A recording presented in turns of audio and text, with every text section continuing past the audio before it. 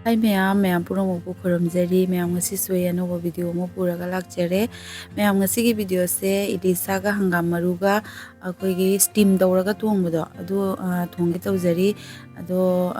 chana bai midi mi ani khatani ko aduga aina Ilisha se matum mani ga mamai amaga lawjare aduga hangam maru angaubine amubine spoon amam lawjare aduga morok atekpa amaga adu ai grind tawba matamda thum khatang hapkani ko ado ma'am ai Ilisha se ngasi lerakpa Ilisha nate ko ngarang lerakpani aduna fresh haji haji lerakpa natabani ina haifetang thawda tawthokjage aduga ngasi lerakpa fresh oiragadi ma'am sum akoigi tawdabida oina hangam maruga steam tawbasina hena hawbani ma'am to ma'am ai haji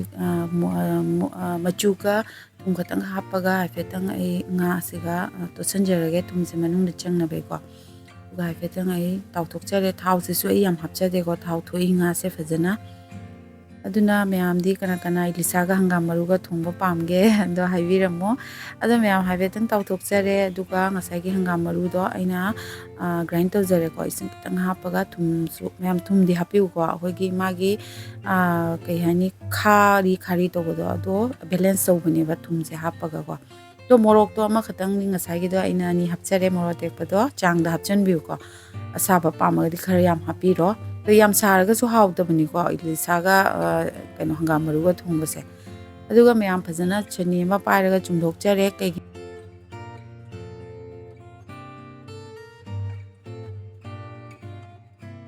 isu pamdeba ko maku se nungaite aduna si ai phajana spoon na tawraga mahi se lawthokjare ko lawthoba matungda sumaina oire mahi se aduga sigada ina haptuise ai maroi mapang di hapcharoi thum di changda hapani aduga machu kharaga adaidi ginjang se color se fajana bagi half teaspoon khani go ina hapise morok machu do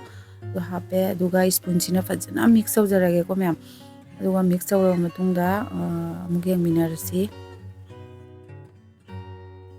ma'am si se ai spoon jina ne akoi gi nga siga phajana mai masala se phajana hapchalage ko adi loina manung siga changhan doine ba ko